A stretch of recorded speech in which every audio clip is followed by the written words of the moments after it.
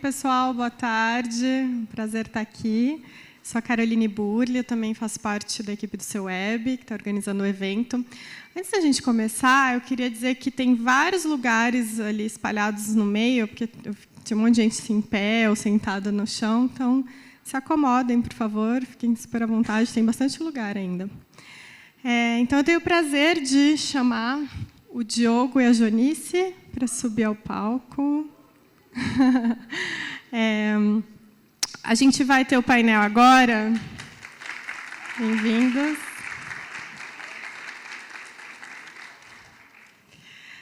Vocês já devem ter visto na programação, né, sobre design, ética e inteligência artificial. Fiquem à vontade. Vou sentar também, pessoal.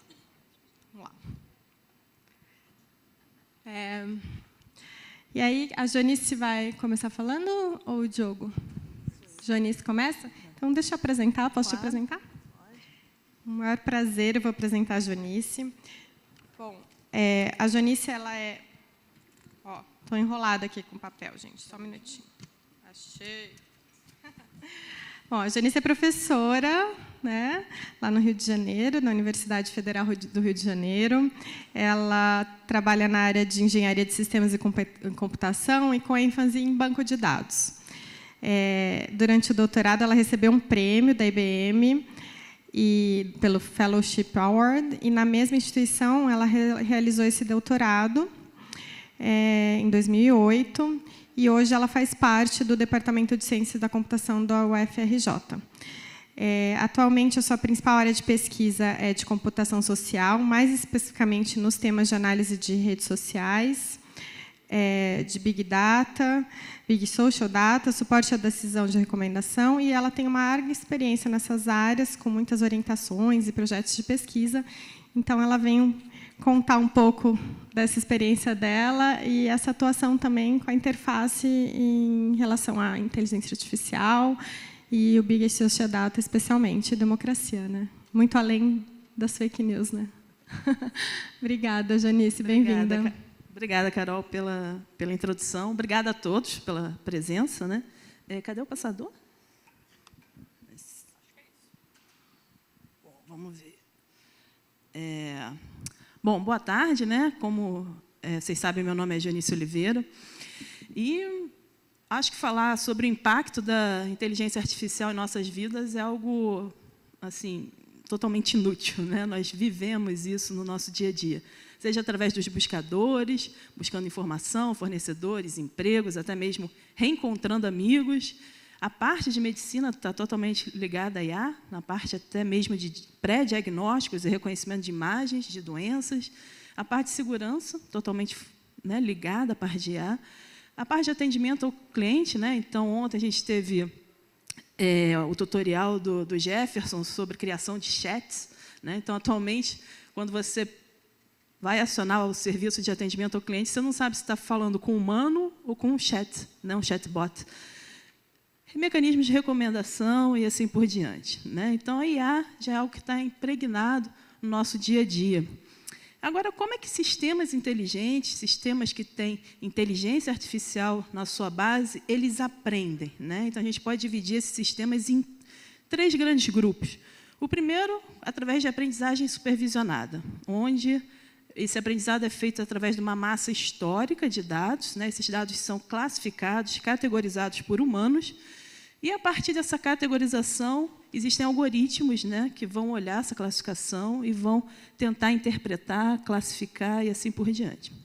Existe uma outra abordagem, que é a aprendizagem não supervisionada, onde os algoritmos baseados ali em métodos estatísticos e pelo histórico de dados, eles tentam inferir, né, e fazer, no caso, previsões, classificações e assim por diante. Existe uma terceira, que é quando você não tem um histórico de dados grande, né? Quando você está trabalhando principalmente em tempo real, e você vai trabalhando com dados contextuais para fazer as suas inferências. Bom, independente do tipo de sistema, o combustível principal da IA, a gente pode dizer que são os dados, né? Sistemas inteligentes, sistemas baseados em inteligência artificial, eles precisam de dados para funcionar.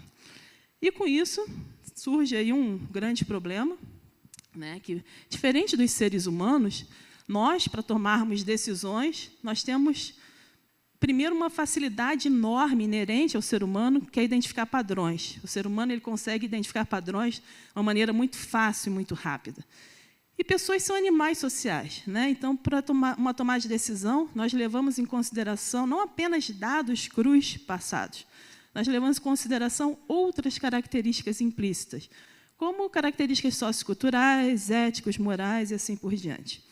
Máquinas não, né? Além delas não terem essa habilidade de identificar padrões, a identificação de padrões são algoritmos desenvolvidos por humanos, as máquinas só têm os dados para se basear, né? Então, e quando a gente tem uma má qualidade de dados, ou seja, todos esses dados históricos que foram conseguidos, né, que foram classificados e vão ser, no caso, todo o suporte para um ambiente inteligente, esses dados eles não são bons, eles têm uma má qualidade.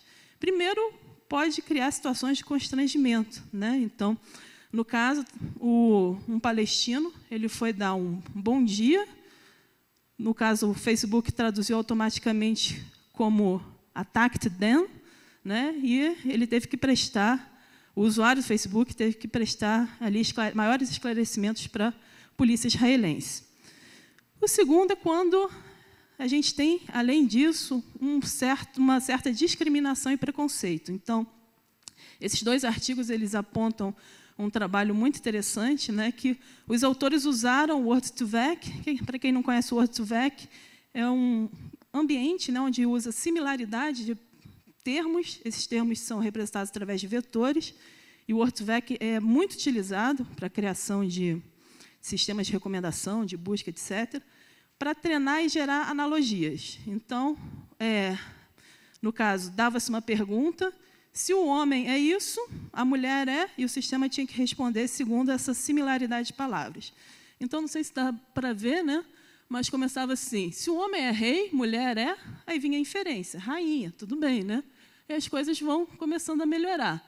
Se ele é irmão, ela é irmã. Se ele é médico, ela é enfermeira, né? A mulher não pode ser médica. Eu vou pular o outro ali. Se ele é realista, ela é feminista. Se ele é um programador, ela é uma dona de casa. E se ela é o contrário, né? Que é o que eu mais gosto. Se ela está grávida, ele tem pedra nos rins, né? Então, você começa a ver as questões da analogia. E quando a gente usa padrões de imagem, né? Sendo que atualmente a questão da categorização de imagens ela está sendo muito utilizada, principalmente em questões de segurança pública. A má qualidade dos dados ela pode impedir que o usuário, que o cidadão, utilize certos serviços públicos. Então, esse foi um caso onde o pedido de passaporte ele era feito online, né? O usuário ele era negro, postou a foto e ele não conseguia ir adiante no procedimento, porque, pelo reconhecimento facial, ele estava de boca aberta. E ele respondia, olha, minha boca é grande, mas está fechada. Meus lábios são grandes, mas minha boca está fechada. E ele não conseguiu tirar o passaporte. E, no caso, a gente ainda tem outros desdobramentos em relação à má qualidade de dados, né? E, com isso, a má qualidade de dados impactando inferências erradas e trazendo problemas para os usuários em geral. Esse é um estudo, inclusive, que foi citado ontem pela Nathalie, tá, da Timothy Gebru, onde ela foi analisar 3 sistemas de reconhecimento facial. Tá? Um da Microsoft, o outro Face++ e o outro da IBM. Onde, no caso, tinham 6 classificações de tonalidade de pele, né? Uma da mais clara, a outra mais escura, né? Com todas as variações, características. E, no caso, vocês podem ver a questão da acurácia. Tá? Então, nesse estudo, ela identificou não só a questão do problema da identificação com diferentes tonalidades de pele, mas também entre gêneros, né? O homem e a mulher.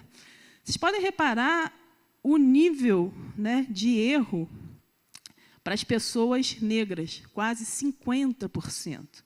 Isso é quase 0,1, né? Jogar uma moeda.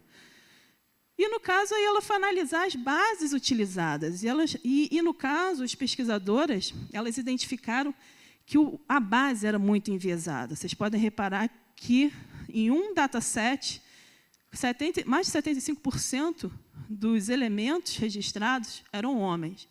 E quase 80% eram homens de tonalidade... eram pessoas de tonalidades muito claras de pele, né?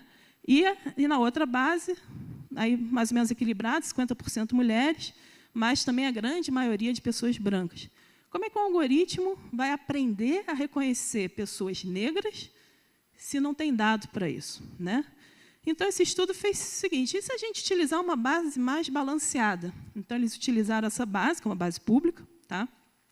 Com 1.270 rostos, coletados em 6 países, e quase 50% ali de homens e quase 50% ali de tonalidades mais brancas, né? E os resultados já foram bem interessantes. A acurácia aumentou de uma maneira estúpida, né? E aí eles foram analisar não só a acurácia em relação à questão da pele, mas também a questão do gênero. Vocês reparem que, apesar da acurácia ela ter melhorado, a questão do reconhecimento de homens era maior do que o reconhecimento de mulheres. E, em termos de tonalidade, né, ainda tinha uma maior acurácia para pessoas brancas. Então, vem um grande questionamento, né? Ou seja, só de melhorar os dados já houve um grande melhoramento, mas até que ponto os algoritmos, uma vez que os dados são tratados, balanceados e estão, digamos assim, minimamente classificados com todas as variações, todas as features, né? Até que ponto o algoritmo também ele está preparado para reconhecer corretamente um tipo de pessoa, né? E aí, nisso, falei até agora de indivíduos, de itens, reconhecimento de itens, né? Mas a gente consegue também tirar muito conhecimento, inferir muito conhecimento das interações sociais. Sendo que interação social não são só seus amigos no Facebook, seus seguidores no Twitter, né? Atualmente, ainda mais agora, com a inserção de tecnologias IoT e tal, a gente tem sensores espalhados, né, em todos os cantos. O nosso celular tem 500 mil sensores, onde aqui a gente pode utilizar, através de sensor de proximidade, identificar quem está falando com quem nessa sala, né? Quem está compartilhando o mesmo espaço público. Então, através de sensores físicos, sensores virtuais, como as mídias sociais, análise dos cliques, né? Pessoas que estiveram na mesma página, no mesmo espaço de tempo, que têm interesses em comum, e também das câmeras, né? A gente tem câmeras espalhadas pela cidade, a gente consegue identificar interações sociais e, com isso, tirar conhecimento. E aí vem o problema, né? Com mais dados, não só do indivíduo, mas de todas as interações sociais e dados com quem ele interage, será que a gente não tem que ter uma maior preocupação em relação a esses dados e esses algoritmos utilizados? Então, esse é um estudo que eu gosto muito, onde o professor Augustin, da Universidade de Colômbia, ele tentou identificar como, no caso, recomendações elas podem ser enviesadas. Então, eles analisaram 2 bases. Uma de Instagram, que vou dizer que é praticamente entretenimento, a parte de relacionamento, e DBLP. Para quem não conhece, DBLP é uma base acadêmica de publicações científicas.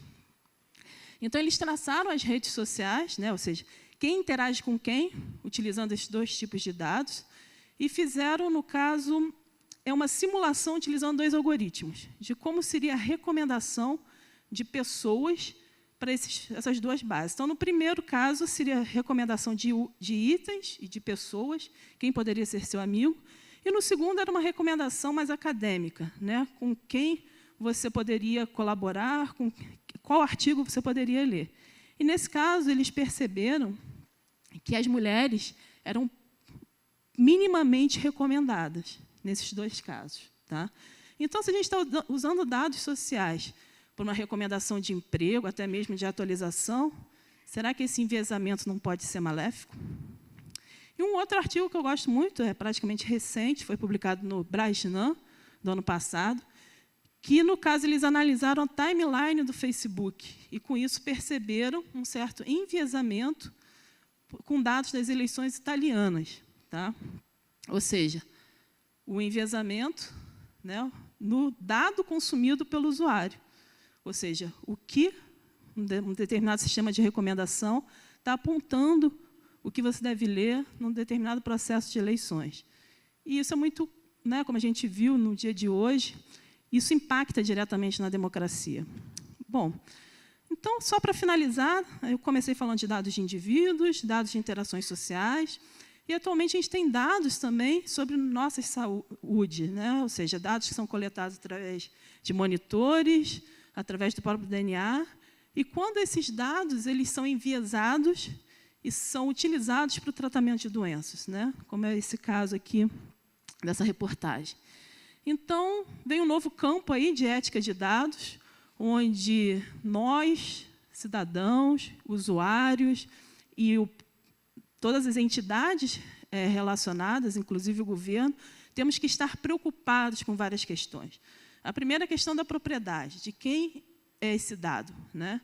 A questão de privacidade e consentimento, até que ponto uma empresa ela pode utilizar esse dado e até mesmo repassar, seja o dado cru, o dado coletado ou o dado inferido.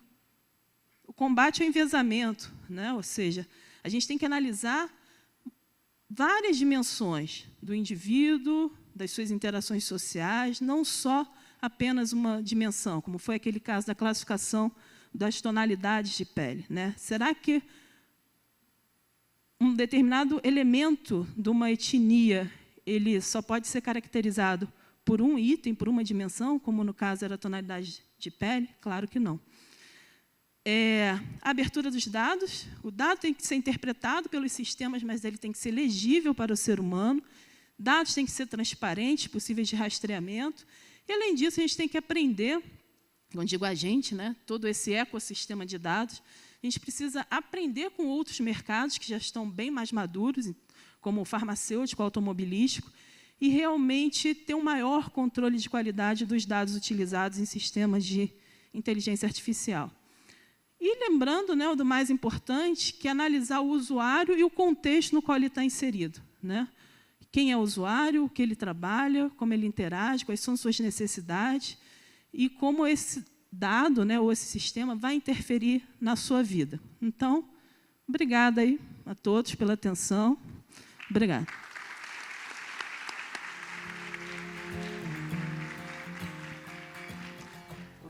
Obrigada, Janice, pela excelente explicação. A ideia agora é que o Diogo conte um pouquinho sobre a perspectiva do design. Então, retomando aí o que a Janice falou, vou pedir para o Diogo iniciar a palestra dele. Obrigada, Diogo. Deixa eu apresentar, né, você melhor, porque só porque eu conheço bem não quer dizer que todo mundo conhece. O Diogo ele trabalha comigo lá, tenho esse prazer. Ele é pesquisador no seu web e ele também é professor da PUC São Paulo.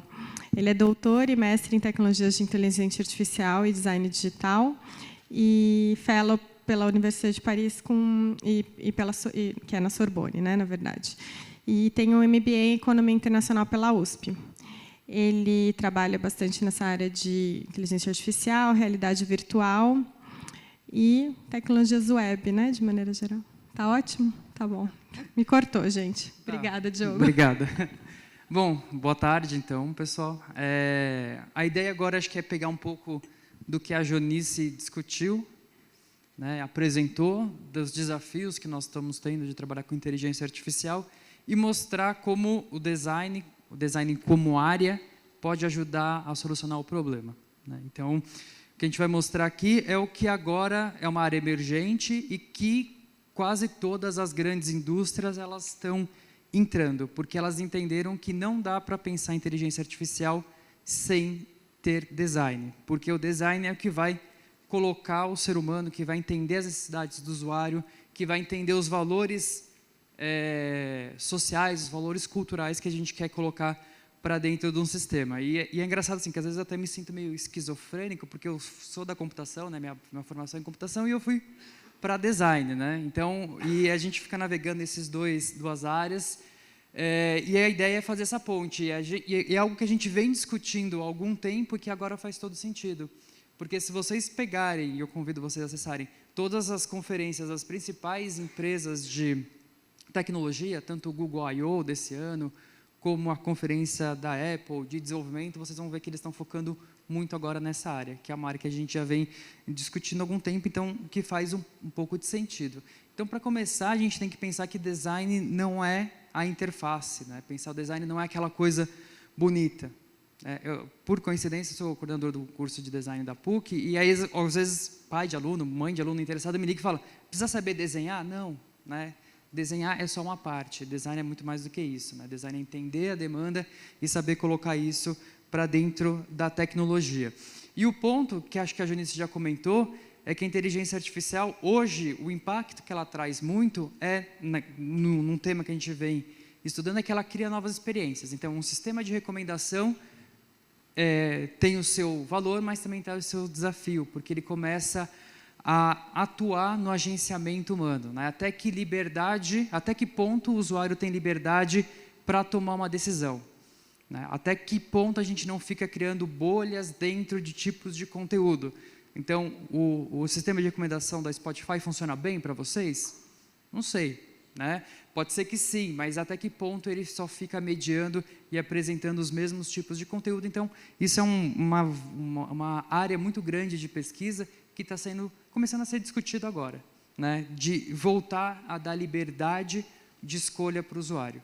Porque, se a gente pegar a história da tecnologia e dessa implementação dos sistemas de machine learning, a gente foi vendo que, num primeiro momento, foi muito automação.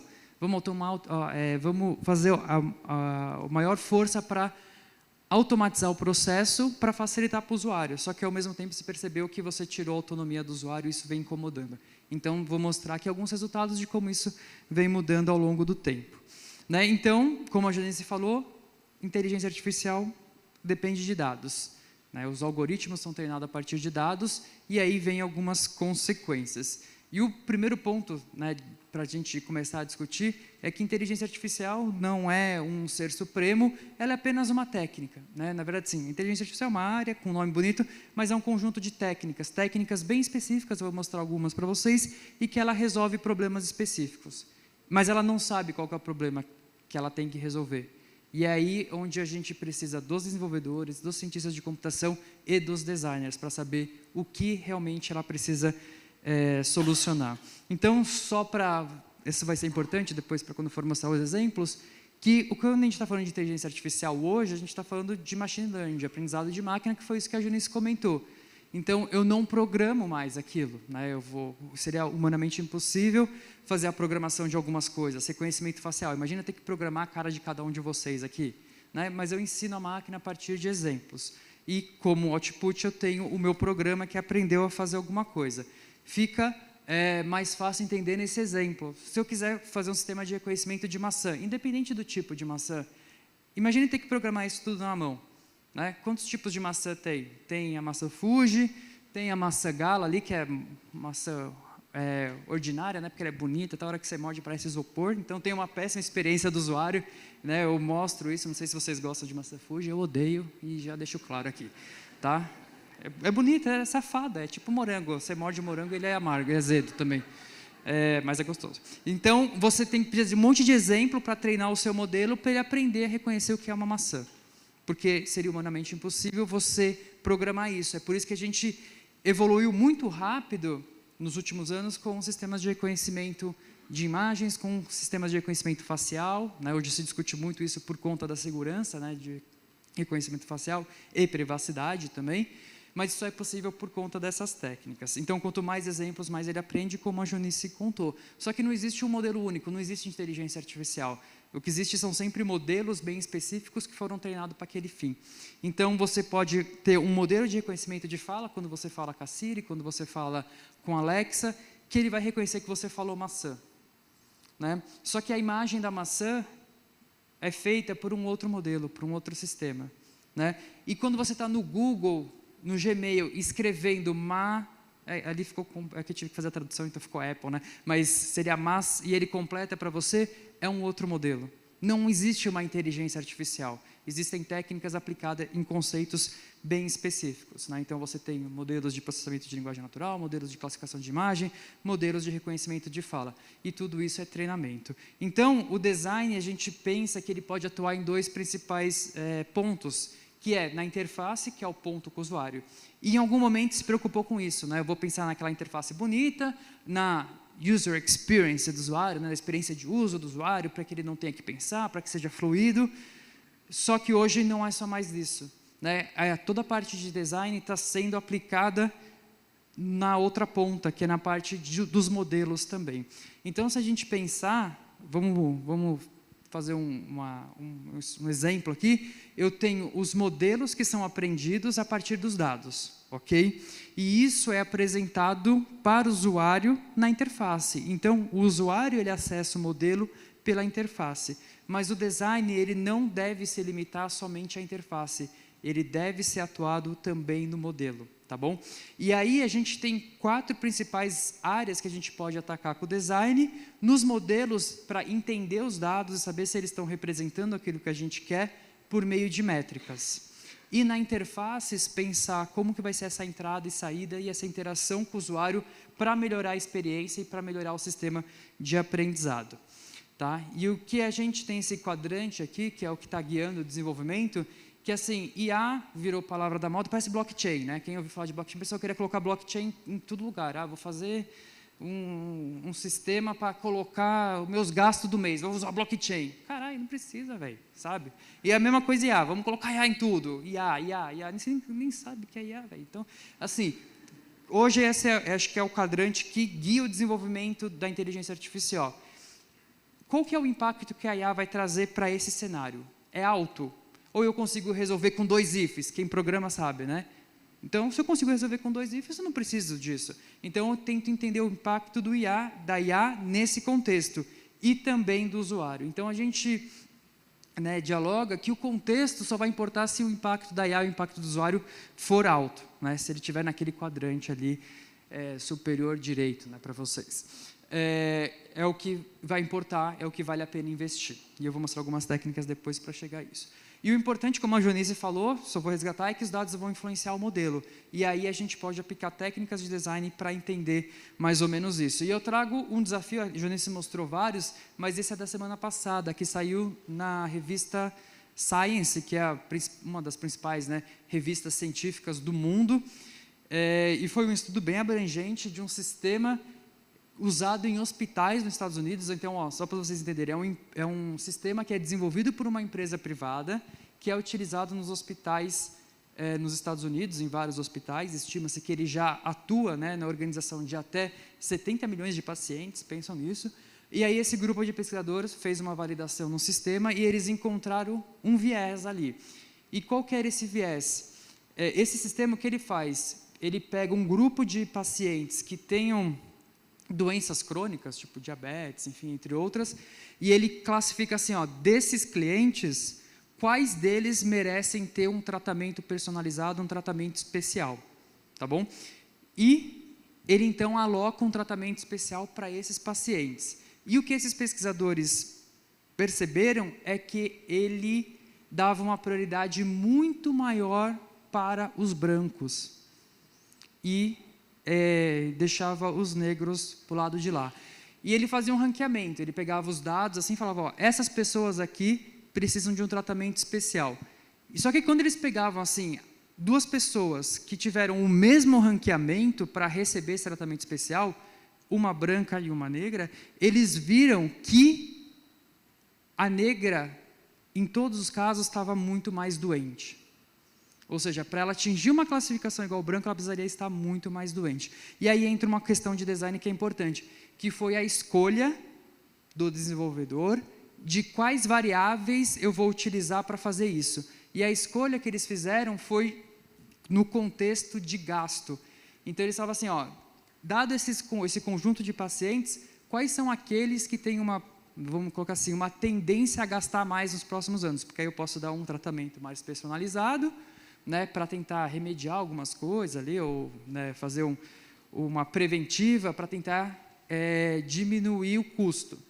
Só que o que acontece? Isso mostrou uma questão ali de um recorte social, de que os negros, historicamente, eles têm um gasto menor no sistema de saúde americano. E quando eles têm acesso ao sistema, eles optam por tratamentos mais baratos. Então, o histórico de gasto dos negros era muito mais baixo do que o dos brancos.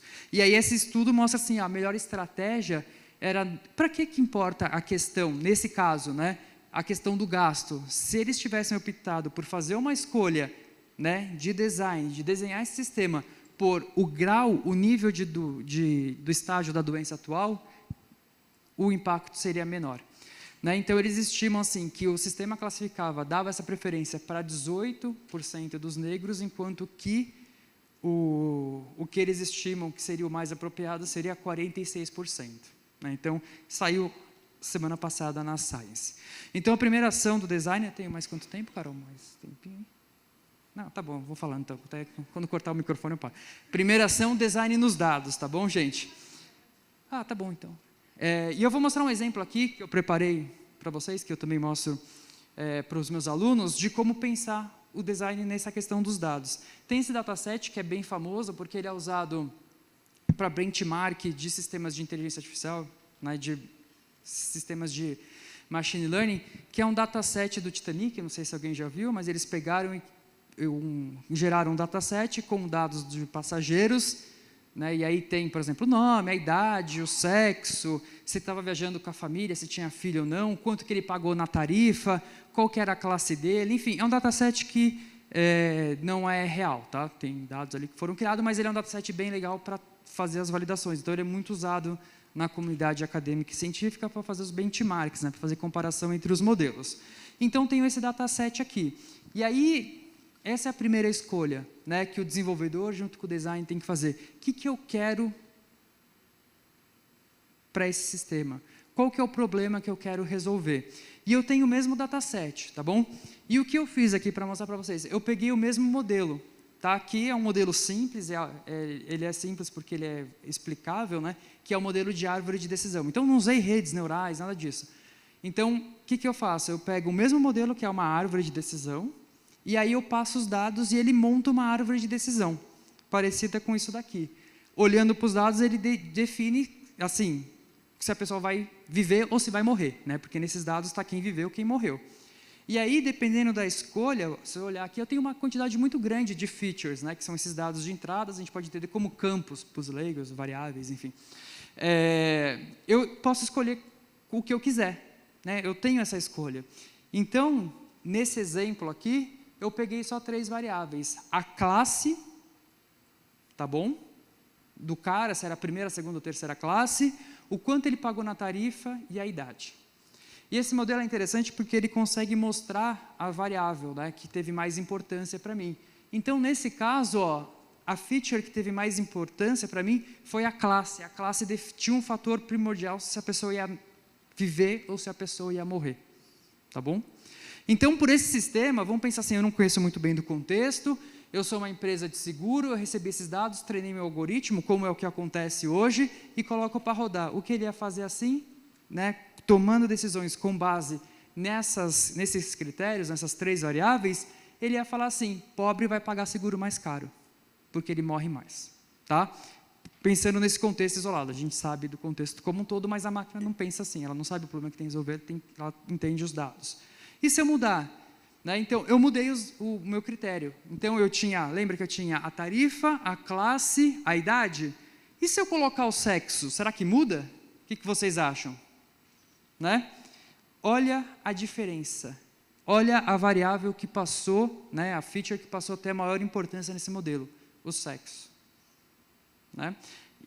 Então, se eu voltar aqui para vocês compararem, essa era com 3 classes e essa era com 4 classes. Ou seja, mudou totalmente o meu comportamento. Vocês entenderam? Os dados são os mesmos, a base de dados não mudou, o modelo inicial é o mesmo, que é a árvore de decisão, só que as consequências são totalmente diferentes.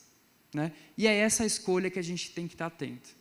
Qual variável eu vou pegar, e isso vai muito de entender, e isso é o que acontece quando a gente vê alguns absurdos acontecendo,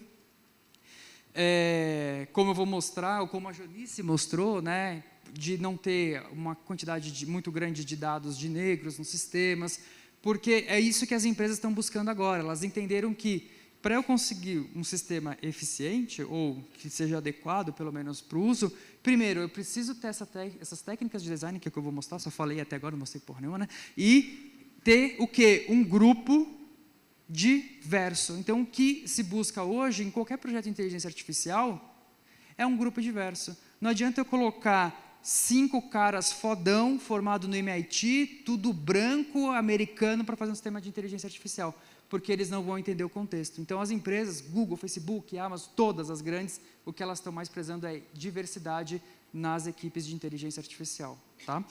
E isso mostra um pouco do que eu estou falando para vocês. Agora vocês sabem o contexto, né? Mas se vocês olharem ali para aquela figura, se eu tivesse mostrado a figura, devia ter feito isso, né? Se eu tivesse mostrado só a figura do canto direito, o que vocês falariam que era aquela imagem? Que eram pessoas. Alguém falaria que é um casamento ali? Não, porque não faz parte da nossa cultura, né? Não tem aqueles signos, né, semióticos que vão dizer que aquilo é um casamento. Isso é um sistema real, é o sistema do próprio Google, né? Então, todas as fotos ele classificou como casamento, menos a última. Porque na base de dados dele, nunca ninguém explicou ou não tinha essa representatividade de que aquilo é um casamento também. Tá? Então, esse é um problema que a gente tem que atuar, que a Janice comentou, que é de diversidade nos dados. Então, uma das estratégias de design que vem sendo utilizada muito é coletar dados adicionais, né? Coletar dados deliberadamente. Então, esse é um projeto que o Google tem, que é legal num ponto, tem um outro desafio, que é o Google Crowdsource. Eles fizeram uma ferramenta, que é um aplicativo, mas também tem online, e você gera conteúdos para eles. Então, assim, o Google sabe o que é festa junina? Não, mas eu posso ir lá explicar. Então, eu vou, coloco várias fotos, bandeirinha, balão, pipoca, não sei o que lá, quadrilha, e ele vai começando a entender o que é. Então, ele é uma ferramenta global, porque eles querem, então, consumir esses dados para ter uma representatividade, uma diversidade maior. Ok, bonito, mas tem o desafio de que, ok, a gente está treinando o Google, né? E aqui no Brasil, quem que a gente está treinando? Mas essa é discussão para outro dia. Tá? E a segunda ação que a gente tem que ter é ter métricas. Para todo o sistema, a gente tem que ter métricas específicas para entender o output. Porque se não tiver isso, já era. Né? O seu sistema vai ter um comportamento indesejado. E eu dou um exemplo aqui, esse é um sistema de toxicidade em texto. Você escreve um texto, ou processa um texto, ele dá um nível de 0 a 1, qual que é a toxicidade daquilo, né? O quanto aquilo tem de ódio, de amargo, né? De tóxico mesmo. Né? Hoje está muito comum falar aquele amigo tóxico, né? Os almas cebosas, né? Então, aqui ele identifica assim as almas cebosas. E o que acontece aqui? Tem 2 textos, I'm straight, né? Que seria eu sou hétero, e o I'm gay. Olha a diferença da toxicidade. Né? O texto I'm gay é tóxico? Não deveria, né? Pelo menos não nesse sistema. Então, com essas métricas, definindo métricas, eu começo a atuar assim, esse já é um sistema de processamento de linguagem natural, que é bem específico, eu começo a definir quais são os valores que eu tenho, né? E aí tem esse outro caso desse mesmo sistema, que é a toxicidade, por exemplo, entre religiões. I'm Christian 0.04, né? Eu sou cristão 0.04, né? Quase nada tóxico. I'm Muslim 0.25, ou seja, tem uma toxicidade muito maior. Não tem mais nada de contexto, só tem a informação, eu sou muçulmano, e aí o sistema coloca uma toxicidade maior. Então, com técnicas de design e com métricas bem específicas, eu começo a entender de que I am, eu sou, né? Não importa o que vem depois, a toxicidade tem que ser a mesma, né? Eu sou Muslim, eu sou Christian, eu sou judeu, não importa, a toxicidade tem que ser a mesma. Eu sou straight, eu sou, né, hétero, eu sou gay, eu sou queer, não importa, a toxicidade tem que ser a mesma de acordo com o predicado ali. Mas isso só é possível se a gente tiver métricas bem definidas num projeto de design de inteligência artificial. E isso é um caso real. Isso foi uma ferramenta que foi desenvolvida pela, se eu não me engano, a Jigsaw, que é uma empresa do grupo Alphabet, que utilizou como base de treinamento comentários do jornal New York Times, se eu não me engano. Tá bom? Então, esse sistema foi para o ar, e aí teve um caso bem emblemático, que o cara colocou assim, o festival gay começa amanhã, e o sistema classificou como alta toxicidade. O que tem de tóxico nisso? Nada, né? Então, eles tiveram que voltar ao sistema, recuperar, entender como que foi a base de treinamento e aí começar a definir métricas. Porque aí eu começo a entender quais são os valores que eu quero colocar para dentro desse sistema. E as métricas devem incluir, então, esses valores humanos, né? Que é a ideia que hoje se discute muito, né? Do fairness, né? De justo. Alguns chamam de justiça, não acho que é justiça, acho que é a ideia do justo. O que é justo dentro desse sistema? E aí tem esse exemplo, que é o que se discute muito hoje, dentro da comunidade de Machine Learning, né? Que, na verdade, esse é um conceito emprestado do Moulin, que ele é um economista, que ele pensou assim, como alocar recursos numa sociedade, e ele trabalha com 4 principais interpretações do que é justo, e ele mostra assim, que essas 4 interpretações não têm o que é mais justo, mas se eu faço uma escolha, as outras já ficam invalidadas. Então, eu dou um exemplo aqui. Vamos supor que o cara seja dono de uma flauta e ele morre. Né? E você tem que decidir para quem vai dar essa flauta. Você pode pensar que quem merece essa flauta é o filho do dono, né? Mas vamos supor que não tivesse a lei da herança, mas o filho do dono, ele deve receber essa flauta. A criança 2, que é aquela criança com menos brinquedo ali da região. A criança 3, aquela criança que ia lá e limpava todo dia a flauta para deixar ela em ordem. Ou 4, a criança que melhor toca a flauta. Qual que é o mais justo aqui? Silêncio? Hã? O 4 é mais justo na sua interpretação? Ok, beleza. Tem alguém que acha que é o 2? O 1, qual que você acha? Depende do objetivo, né? Então, o fato de eu escolher uma, anula a possibilidade das outras. Certo? Só que as outras também não estão erradas. Então, essa é a dificuldade que se tem de buscar essa questão do fairness, né, do que é justo num sistema de inteligência artificial, porque são muitas definições. Isso é só um exemplo aqui, daria para aprofundar bastante.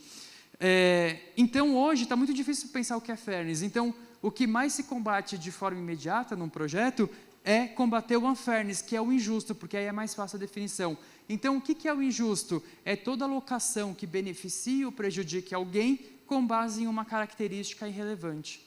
E essa característica, só para vocês sentirem a dificuldade, essa característica irrelevante também vai variar de contexto para contexto.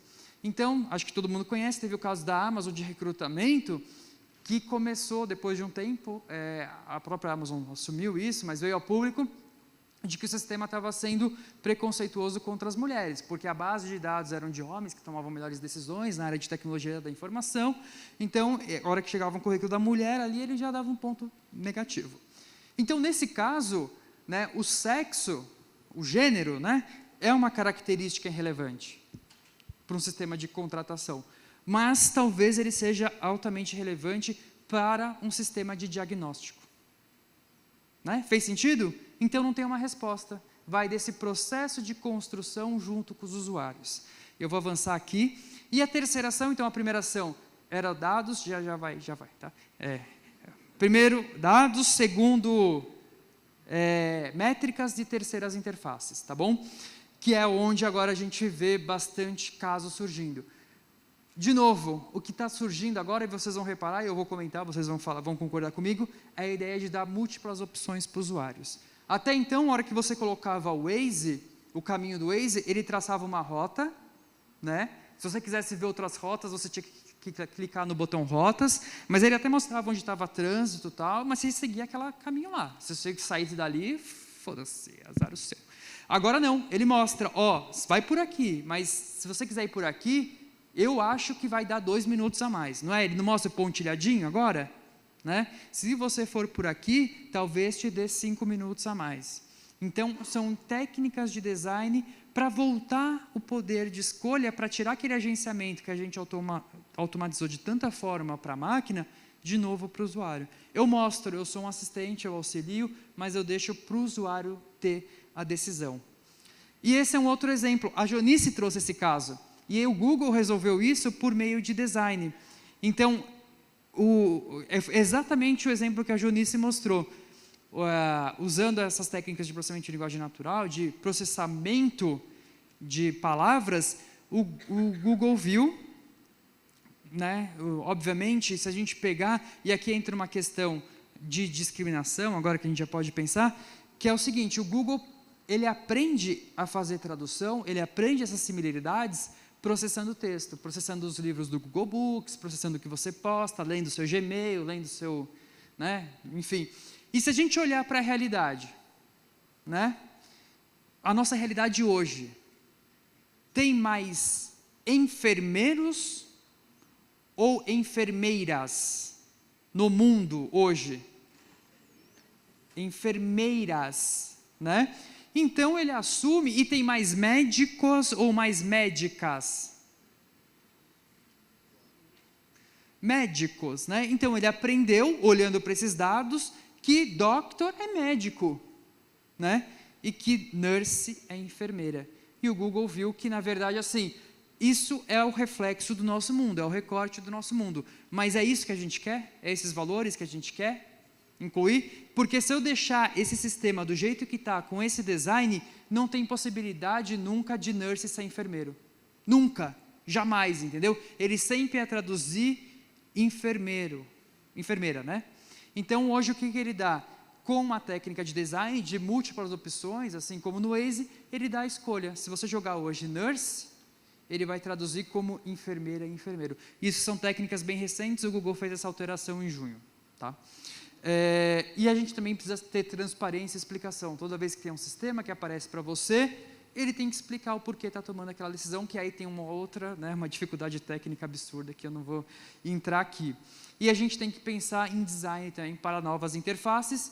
Hoje se discute muito por que os assistentes pessoais têm voz feminina, e assim, tem vários estudos que mostram porque, na verdade, a mulher tem a voz mais subservientes, né? Então você quer dar ordem, você quer assistente, então a mulher tem essa voz, né? Uma coisa bem estereotipada. Tem até um caso de uma empresa automobilística que teve que fazer um recall do carro porque no GPS instalado de fábrica a voz era feminina e os homens não queriam receber ordens para virar à esquerda ou direita de uma voz feminina.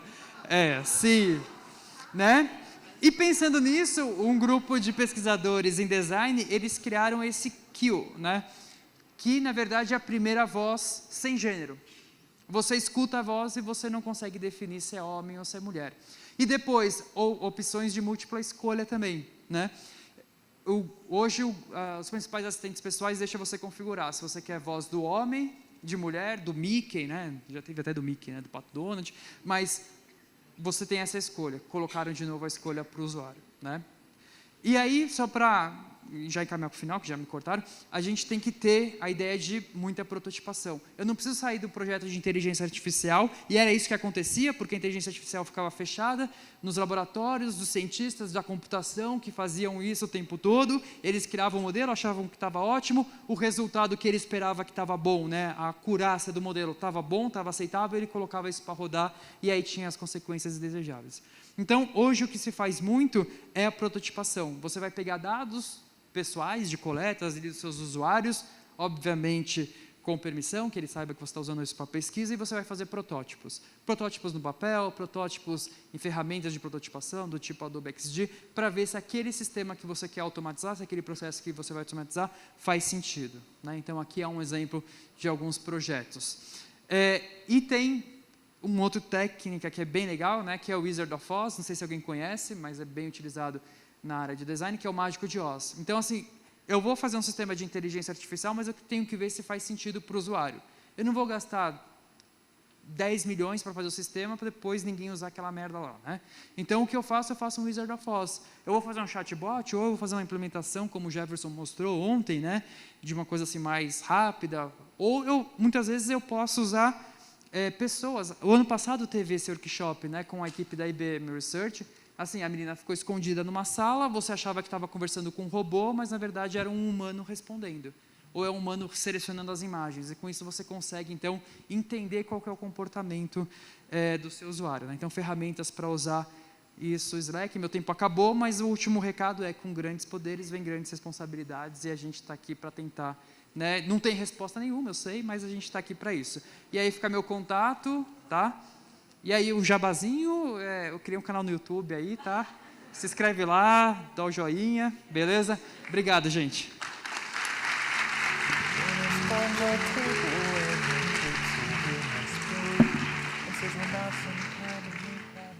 Obrigada, Diogo. Bom, pessoal, a gente tem um tempo razoável para perguntas. Eu quero só colocar uma reflexão antes de abrir para vocês, puxando agora a sardinha para o meu lado. Não sei se vocês estavam aqui ontem, todos, a gente lançou a tradução das boas práticas para dados na web, que é a recomendação do W3C mais atual, na parte do Data Activity, Data on the Web Best Practice, a gente traduziu para o português. E aí eu tenho conversado bastante com o Diogo sobre essa perspectiva de interação, né, entre dados abertos, mas principalmente esse uso das boas práticas e o quanto isso pode ajudar essas questões de inteligência artificial, né, porque, em última instância, como a Jonice trouxe o Diogo também, a gente está tratando sobre dados, né, a respeito de dados e utilizando esses dados. Então, acho que tem duas questões aí super importantes para a gente debater, que a primeira é esse uso de dados abertos, se ele é benéfico ou não e o quanto, até porque a gente entra numa questão de processamento de dados, né? Quando a gente falou ontem na mesa de descentralização da web, que a gente acaba na mão de duas grandes empresas atualmente, né? Os nossos dados pessoais. E aí eu puxo o gancho para outra questão que eu acho super importante da gente debater, que é a nossa privacidade. Quando a Jonice fala que a gente tem sensores em todos os lugares, e a gente tem câmeras também, né? Não só sensores de passagem, mas o tempo inteiro, praticamente, a gente tem algo nos filmando, e nosso celular, então, que a gente carrega conosco, é isso, né? Sabemos, as máquinas têm muito mais informações sobre a gente, onde estamos, e até o que vamos fazer do que nós mesmos. E, então, essa questão de privacidade também, e como que talvez o design possa pensar nessa solução, né? A gente tem até uma proposta conjunta de debater isso mais profundamente na The Web Conference. E, enfim, trazer essas questões, e se vocês puderem debater um pouquinho a respeito, e a gente também abre para outros questionamentos e comentários do pessoal. Obrigada.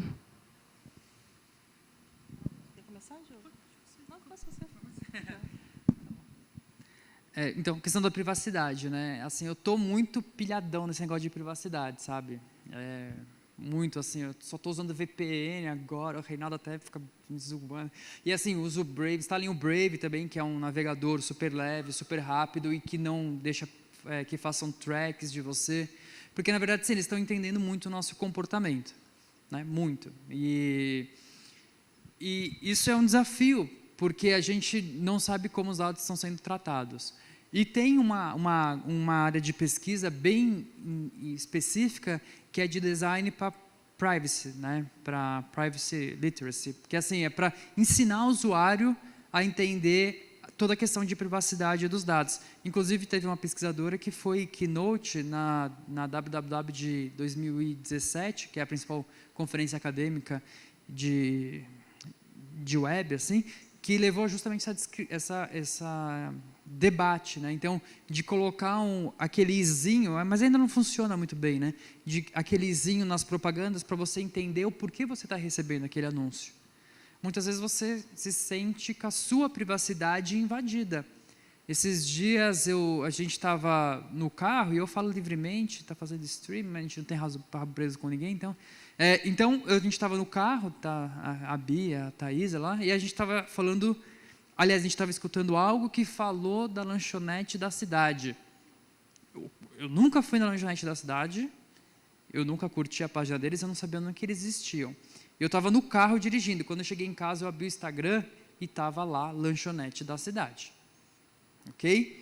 A questão eles falam que não coletam os dados de voz, mas de alguma forma aquela informação chegou lá. E eu quero saber o porquê. E eu tenho o meu direito de saber o porquê. Né? E essas empresas têm que começar a dar suas explicações agora. Né? Porque eu acho que já passou do limite tudo que eles vêm fazendo. Tá bom? Então é isso.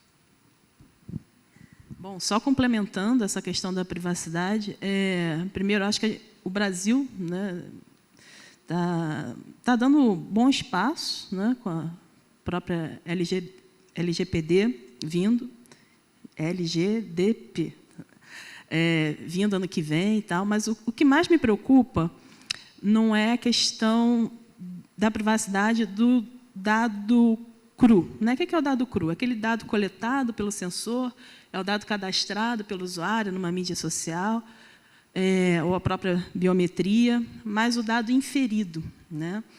E eu acho que nenhum país do mundo ainda chegou a discutir esse ponto. O dado inferido, ele é de quem? Da empresa, que utilizou os dados crus, mas que, através de um algoritmo próprio, conseguiu classificar se você é uma pessoa mais ativa, se você é uma pessoa mais emocional, seus interesses, seus gostos, né? E que isso pode ser comercializado. Né? A gente teve o exemplo aí da Cambridge Analytica, né? Existem várias táticas de marketing relacionadas a essa questão do dado inferido. E esse dado, que é tão poderoso quanto cru, né? Ele a quem pertence? Tendo em vista que ele vai afetar diretamente aquela pessoa, né? A própria Joanice, pessoas similares a Joanice, meus familiares, minha equipe. Né? Então, e até mesmo elementos como a própria democracia. Né? Então, eu acho que vale uma reflexão, né? Para a gente pensar, não apenas o dado que eu cadastrei no Facebook, ele é meu, quando eu morrer, quem vai ter direito? Né?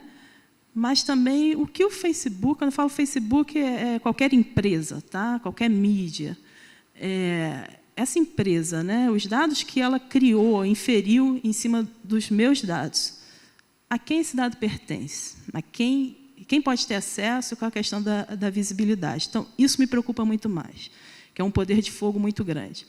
A segunda questão é em relação aos dados abertos. Eu acho que o dado aberto é o primeiro grande passo para um esquema de transparência e correção dos dados. Né? Então, eu vejo com muitos bons olhos toda iniciativa de dados abertos. Né? Obviamente, nem todo dado pode ficar aberto, mas eu vejo como uma grande iniciativa de transparência e correção de dados a serem utilizados.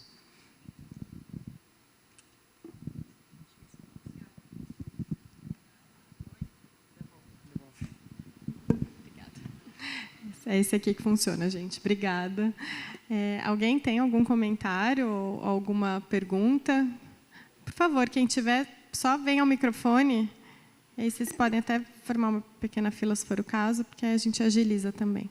Se pudesse apresentar e depois falar. Me chamo Tiago, parabéns pela fala dos dois. Eu queria ouvir um comentário de vocês sobre a apropriação justamente dos dados, porque a gente vive numa sociedade em que pelo menos na minha perspectiva, que cada vez mais a gente tem um número mais reduzido de pessoas que conseguem, de fato, extrair conteúdo dos dados.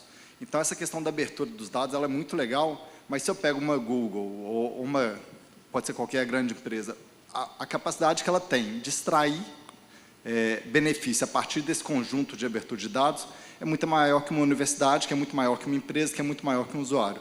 Então, como que é essa dialética da abertura dos dados com o poder e a capacidade de apropriação e o que fazer para democratizar não só o acesso, mas democratizar a possibilidade de se beneficiar dessa abertura? Bom, boa pergunta. Realmente não sei. Tá? Eu acho que um mecanismo aí em termos de diminuir o monopólio dessas grandes empresas centradas em dados seria obrigar não só essa questão da visibilidade, disponibilidade dos dados, mas também do rastreamento. Né? Como fazer isso, realmente não sei, mas é um ponto aí em termos de para a gente pensar em novas políticas e exigir soluções referentes a isso. Né? Dado atualmente é o novo petróleo, né? Dado é poder, e realmente as empresas que têm mais acesso a dados vai ter um poder maior de influência e de ações. Né? Então, tratar como realmente questão de monopólio. Né? Então, aquela minha a última linha do meu último slide, eu acho que vale a pena a gente olhar também para certas empresas que estão maduras e como elas criaram padrões, leis, regulamentos, como a empresa farmacêutica, por exemplo, né, como a automobilística, e até mesmo com sanções. Né? Então, são pontos aí que a gente tem que refletir melhor. O que eu digo a gente é sociedade, academia, empresas, né, governo, defesa e assim por diante. Bom, acho que eu estou bem alinhado assim, com o pensamento da Janice, eu não tenho respostas, mas hoje, acho que na abertura o Wagner comentou muito, né, dessa centralização da web na mão de pequenos players, é o que leva a esse processo de concentração. Eu até brinco, né, se a gente voltasse alguns anos no passado, em que a rede social não tinha essa penetração tão forte nas nossas vidas, mas que a comunicação era livre, do ponto de vista, eu tenho blog, que segue outro blog, lembra da época dos blogs? Quem ainda tem blog? Poucas pessoas, né? E tem estudos que mostram que o efeito de fake news seria quase nada perto do que foi nas últimas eleições, tanto no Brasil, como nos Estados Unidos, como na Itália. Isso vem se modificando, porque saiu do Facebook, foi para o Instagram e agora está no WhatsApp, que é mais difícil de ser combatido. Então, assim, o fato é que eu vou dar acho que vou trazer uma outra problematização também para esse contexto, que não é só mais também o cidadão, mas sim as nações, né? Porque os dados estão sendo concentrados. E a gente está levando, né, Carol, essa discussão, e a gente até se orgulha disso, porque a gente está levando essa discussão para o Internet Governance Forum da ONU, que vai acontecer daqui 2 semanas, né? A gente tem um workshop sobre isso, que é essa concentração dos dados.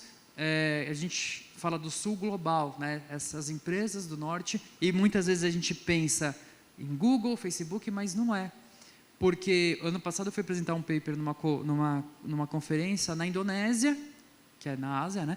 E um dos keynotes foi o vice-presidente de pesquisa da Samsung, e ele falou abertamente: a gente coleta os dados de como as pessoas programam o alarme. Bom, vocês sabiam disso? Quem tem Samsung aqui? Então, beleza, né? E ele mostrou, tem países que as pessoas, eles entendem até esse comportamento, eles sabem a hora que se acorda, mas mais do que isso. Ele falou, eu lembro exatamente desse caso, porque ele falou, em Singapura, as pessoas, em média, configuram 4 alarmes por dia. Tipo, a 7, a 7.1, a 7.2, a 7.3. Parece minha esposa é meio assim também. Fica pitando lá aquela... Então, assim, mas olha isso. Então, não é mais Google, Facebook, os malvados. Não. Tem uma outra indústria asiática, né, vindo com os chineses, vindo com a Coreia do Sul, tá, que também estão coletando os nossos dados. Você pega a Didi, no IGCAI, que é o International Joint Conference de Inteligência Artificial, que também é uma das maiores conferências acadêmicas do ano passado, o pessoal da Didi, que comprou 99 táxis no Brasil, eles apresentaram o quanto que eles coletam e processam de rotas por dia, o quanto que eles conhecem do trânsito de São Paulo. Ou seja, a Didi, que é uma empresa chinesa, conhece mais da nossa realidade de transporte do que a Prefeitura de São Paulo. Né? Isso é claro, assim como o Waze também conhece. Mas e nós? E se eu e a Janice quisermos abrir uma empresa hoje de inteligência artificial? A gente não vai conseguir os dados, né? É difícil. Por isso que essa abertura dos dados é bem importante. Por isso que essa ideia dos dados pertencer às pessoas e as pessoas poderem disponibilizar esses dados para quem elas quiserem, né? É uma das possibilidades. Porque assim, os meus exames ficam presos num laboratório. Como que eu faço para liberar os meus exames por um grupo de pesquisadores que vai fazer algum uso que vai beneficiar toda a sociedade? Eu não consigo hoje. Então, eu posso, de repente, criar softwares, enfim, mas acho que vai muito também na questão de regulações, regulamentações, até mesmo sanções.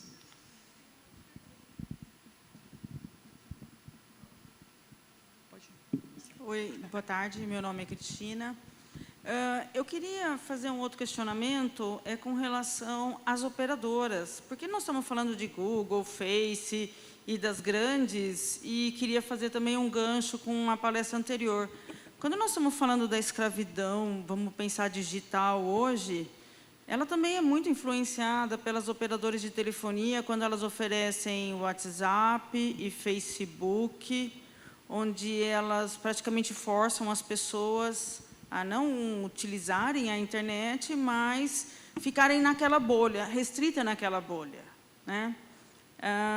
E eu não vejo ninguém falando sobre isso, né? Sobre os planos que nós temos oferecidos pela telefonia, né? Principalmente para a telefonia móvel, onde praticamente a gente força a população a usar algumas, eu diria assim, fica só naquela bolha, né? E aí a gente também tem essa relação com o IA, porque nós estamos coletando tudo isso, não só pelas grandes, mas auxiliado também pelas operadoras de telefonia. Bom, Cristina, esse é um excelente ponto, né? O zero rating, ou seja, a operadora não cobra o uso de determinados aplicativos, mas nada é de graça, né? Quem está ganhando são essas empresas, porque está coletando dados, né? Isso é muito discutido, inclusive foi no Fórum de Desinformação sediado pelo CGI, foi esse ano, né?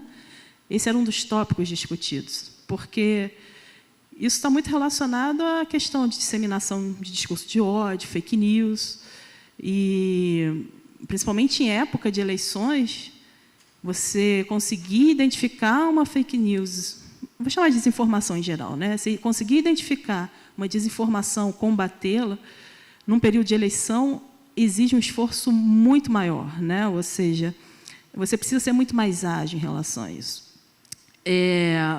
Então, assim, isso está sendo discutido.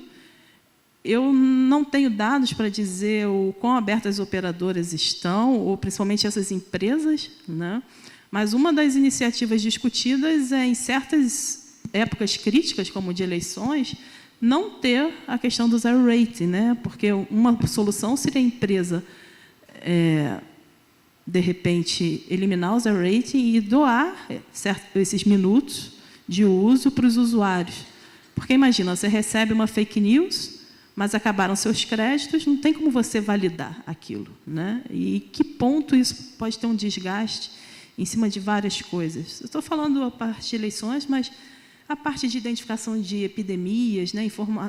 Desinformação a respeito de doenças, o impacto é muito grande, né? Então, esse é um ponto que tem que ser discutido, realmente, e não só discutido, ações mais enérgicas em relação a isso.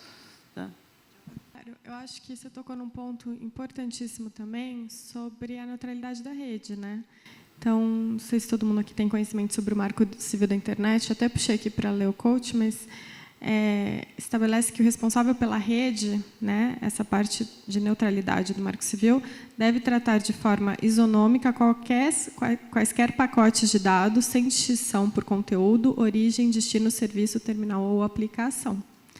Então, essa é uma discussão também que é recorrente nesse tema, e além de todas as questões que a Jonice trouxe. Você quer comentar, Diogo? Assim, o que se vem debatendo, até essa questão do zero rating é uma das preocupações, e eu não entendi muito bem como é que funciona no Brasil, né? Porque rola solto, né? Porque assim, alguém comentou, eu tenho TIM, então eu uso Deezer na faixa mesmo quando não tenho mais internet. Como assim, né? Tipo, não poderia o WhatsApp e tal. Então, eu sei que os entendimentos são diferentes, parece que na União Europeia também, eu estou falando assim do que eu sei, não sou um estudioso, não é minha área, mas que na União Europeia o entendimento é assim, você pode não cobrar por um serviço, por exemplo, o WhatsApp, mas a partir do momento que acabou o plano da pessoa, para tudo, entendeu? Então, o WhatsApp não desconta do plano, mas se a hora que acabou o seu plano, o WhatsApp não vai continuar funcionando também. Então, há um caminho por esse entendimento. No Brasil, não é minha área de atuação, mas a questão da telefonia é outra, né? Também de coleta de dados de todo o tráfego. Será que estão fazendo ou não? Eu, como disse, né, sou um defensor aí da privacidade, agora eu só uso com VPNs e tal, para tentar justamente, às vezes você vai acessar alguma coisa, não funciona, você tem que desabilitar a VPN, né? Mas é uma experiência de usuário. E aí é um ponto importante, né, que eu trago, porque privacidade e experiência do usuário sempre foram coisas opostas, porque para você ter privacidade, para você conseguir usar uma VPN, você tinha que ser da área técnica, né? Você tinha que manjar dos paranauê. E é complicado, essa Jigsaw, que é uma empresa do Google Alphabet, que é um grupo assim, eu gosto bastante, porque é um grupo mais ativista, né? Assim, é uma empresa mais ativista, apesar de ser da Alphabet, né? As pessoas que estão lá são bem ativistas. E eles fizeram um projeto super legal de design, né? O projeto chama Outline.org, recomendo vocês acessarem. E é um projeto que você configura uma VPN, tipo, em 30 segundos. Uma VPN sua, você não vai usar a VPN de alguém, né? Porque também tem isso. Você pode contratar um serviço de VPN e os caras estão lá, como já, né, houve casos no passado do provedor da VPN vender todos os dados de tudo que transitou ali. Então, esse grupo, eles, né, juntaram com a equipe de design, eles falaram, a gente tem que criar uma solução de privacidade, usando o VPN, que seja para todo mundo, né? Ou seja, tem uma experiência do usuário incrível. Vocês podem testar, vocês vão gostar. Chama Outline, tá? Acho que o site é GetOutline, né? Outline, né? Fora da linha.org, tá? Que é um software desenvolvido por esse grupo do Jigsaw. Então, é uma estratégia que tem, porque até então estava muito concentrado também na comunidade técnica e científica. Bom, pessoal, a gente está com o tempo quase esgotado. Tem espaço para uma última pergunta, se alguém tiver. Então, tá bom, vamos lá. Oi, boa tarde. Tá bom? Meu nome é Thaís. O Diogo ele falou sobre um sistema do Google que as pessoas alimentam essa base de dados para o sistema. E como que a gente pode prevenir que, por exemplo, informações negativas a respeito de algo, eles passem pelo sistema? Obrigada. Boa pergunta. O sistema que eu comentei, né, voltando, é o Crowdsource. Chama Crowdsource mesmo. E é um app, mas também tem um site. Você pode subir imagens, colocar vários tipos de conteúdo. Como a gente faz para prevenir? Eu não sei como o Google está fazendo, tá? Mas justamente são essas técnicas de fazer métricas, para fazer validações. O próprio Crowdsource, né, como ferramenta, ele já tem essa definição de engajar as pessoas, porque uma coisa vai eliminando a outra, né? Mas eu sei que eles usam essas técnicas de métricas justamente para evitar esse discurso de ódio, ou que suba a imagem de pessoas, sei lá, sou um hater, vou pegar a imagem da Lola, vou subir nessa plataforma para sempre reconhecer a Lola como prostituta, né? Pode ser uma estratégia, não pode? O Google sempre reconhecer isso. Então, assim, você tem esse projeto, por isso que o design é tão importante, porque o design, a gente fala, não existe design, né? Existem as pessoas. E design sem pessoas não existe projeto. E você envolver isso em todas as etapas do projeto. Nesse caso do Jigsaw, foi isso que aconteceu. Inicialmente, o que o grupo fez, né, que desenvolveu isso? Coletou todos os comentários ali tenho quase certeza que foi do New York Times, mas foi um jornal americano, ou se não foi o Washington Post, mas enfim, e processou isso e foi classificando, isso daqui é tóxico, isso daqui não é, ele foi aprendendo a partir desses comentários. E aí surgiu isso, o cara escreveu o Festival Gay que começa amanhã e deu uma toxicidade muito grande. E aí eles foram olhar para os dados e falaram, bom, a gente não tem uma representatividade tão boa, porque o nosso algoritmo aprendeu que quando tem gay e a palavra é curta, é uma ofensa, então a toxicidade é grande. Tinha gay? Tinha. A frase era curta? Era. O Festival Gay começa amanhã. Né? Uma frase curta, ele deu uma toxicidade maior. Então, qual que foi a estratégia? Eles abriram uma plataforma para pedir contribuição para as pessoas. Então, vários jornalistas de vários jornais começaram a imputar dados, falando, isso daqui a gente considera tóxico, isso daqui não é tóxico, isso aqui é neutro, isso daqui é uma opinião pessoal, isso daqui... Porque hoje a gente está nesse dilema, que é um debate que vai além... Gente, tudo que a gente está vivenciando hoje, a gente não resolve com tecnologia, né?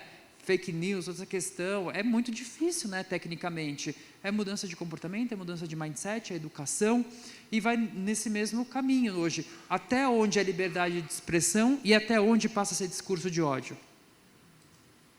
Né? É o que a gente tem hoje, é o desafio que a gente tem hoje, que, assim, envolve globalmente. Até que ponto é a liberdade de expressão e até onde já passou. E passa a ser um discurso de ódio, né? Então, justamente, envolvendo a comunidade por meio desses projetos, engajando para tentar construir algo mais significativo com dados com uma amostra melhor. Obrigada, Diogo. Janice, tudo bem? Então, gente, eu vou agradecer muitíssimo as apresentações, esse debate, que acho que foi super rico. E antes da gente encerrar, para não levar uma bronca aqui, preciso avisar vocês que depois do coffee break, a palestra é em inglês, então, quem precisar de tradução é só pegar o fonezinho ali que vai ter tradução simultânea, tá bom? Obrigada mais uma vez e um bom café para todo mundo.